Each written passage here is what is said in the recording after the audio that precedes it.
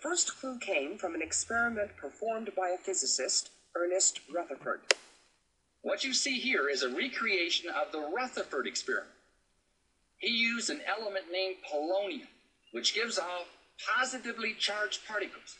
Now, you put the polonium into a lead box, something like this. It has a small opening in it. This is a lead barrier. It has a tiny hole in it that will allow only a thin beam of positively charged particles to pass through. There's an opening here, and then here is a very thin piece of gold foil. Surrounding the gold foil is this ring, which is specially coated with a material such that when a positively charged particle hits it, it gives off a flash of light. All right, now what do you think would happen if those positively charged particles hit the gold foil? Well, Rutherford thought they would pass right on through the foil and hit the ring about right here. Boy, was he in for a surprise.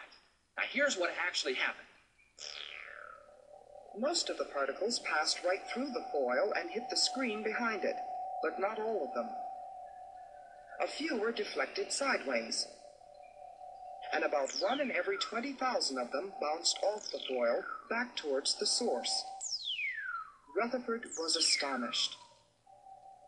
It was about as credible as if you'd fired a 15-inch shell at a piece of tissue paper and it came back and hit you. What was deflecting some of the particles?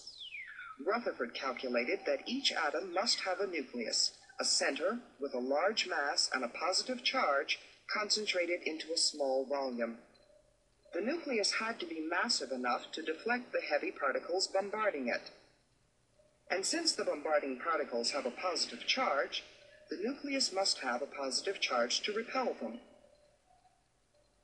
So once in a while, a particle would closely approach the nucleus and bounce back. But the majority of the particles passed right through the negatively charged electron clouds.